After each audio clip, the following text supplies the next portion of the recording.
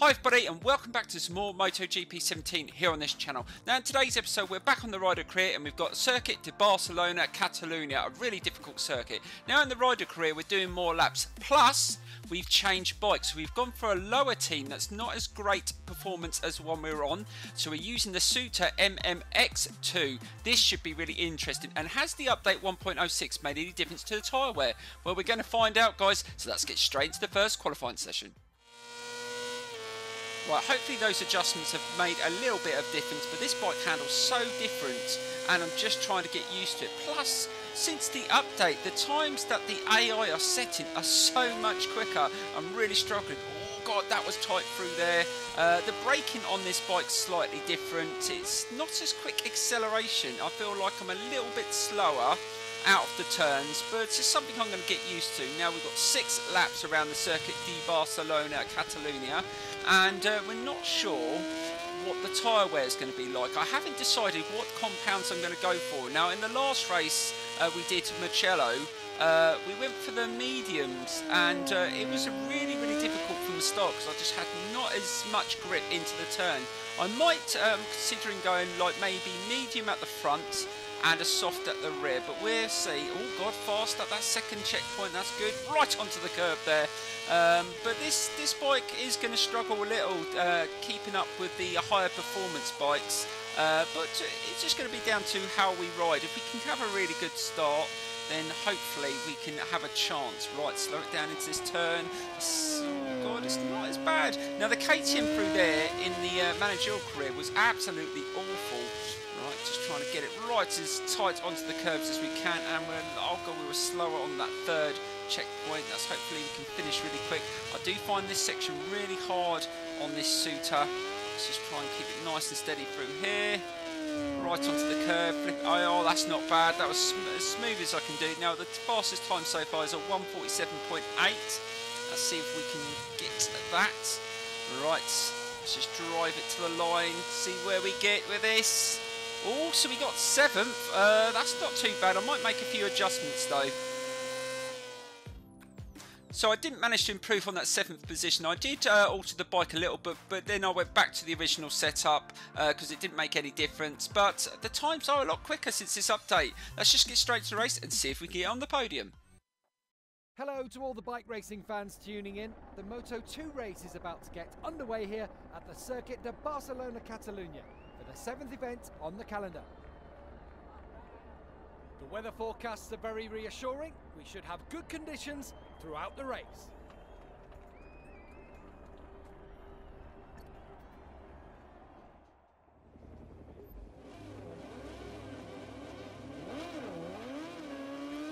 Just a few more seconds for the race to start. Will those riders on the front row be able to make the most of their advantage, or will those pre-race nerves get the better of them?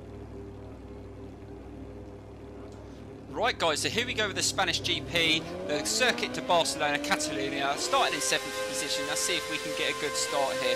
Now we've got Marquez in pole position, and he's got a good start, but I got a good start on the SUTER as well. That was actually pretty good. Let's get a little bit of slipstream from Oliveira and try and slipstream Marquez, and we're going to dive into that inside and try and be good on the brakes. Brake heavily. Oh god, we're onto the apex, and I've managed to get into first place. What a start to this GP.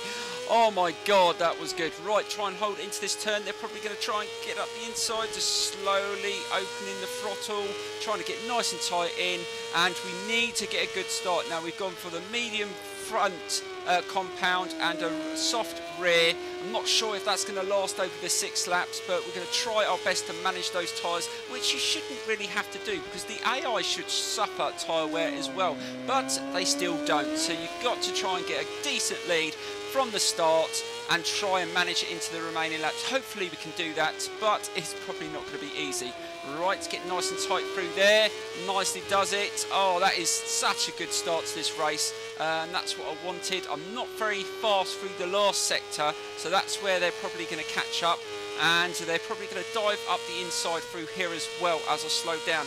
Now the KTM used to be an absolute nightmare through here, but this one's not too bad. That's nice and smooth through there. Not the quickest, but as long as I stay on the bike, that's all that matters. But when the tyre wear starts getting really low, What's it going to be like through that sector? It could be very, very scary. Right, let's see if we can nail this sector. Let's try it tight. That's not too bad. Right, line it up. Oh, nice smooth flip. Oh yes, nicely does it. Nice good motion through there. And let's see how far we've managed to get in the lead after the first lap. Now I am feeling a little bit of slight less grip at the front on the medium tyre, but it's manageable. I think you suffer more from the rear, and so we've gone for the soft, so we've got decent grip, but we've just got to keep an eye on the temperatures and the wear as we go into the last couple of laps. And we've managed to, oh, so someone's crashed out on that turn, and that really is difficult through there when there's loads of bikes trying to pile into that section. So it's always good that you can get out in front and you don't have to manage that.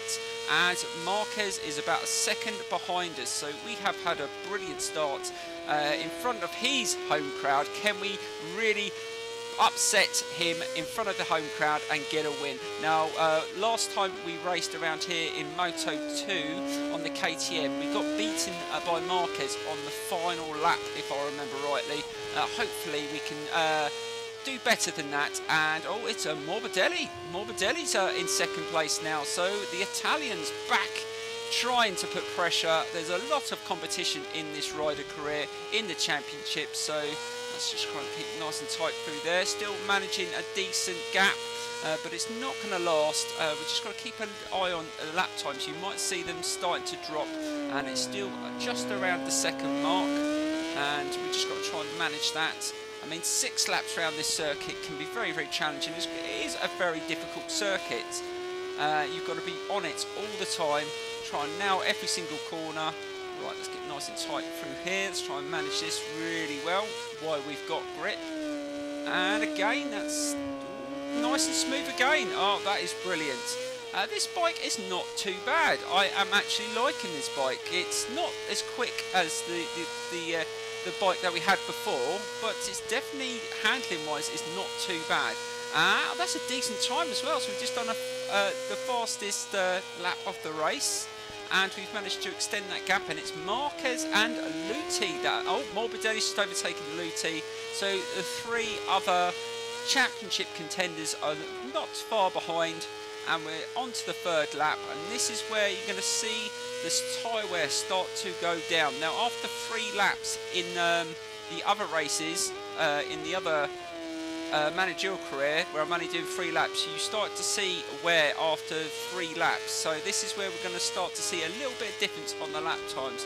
Let's try and keep it nice and smooth and see if we can manage. If we can manage a sort of a 149s, 148s for as long as possible, hopefully, I think we're going to need at least 2.5 to 3 seconds, I think, into the final laps to stand a chance of winning around Barcelona, Catalonia. I think that's what we're going to need. Right, that wasn't too bad through there.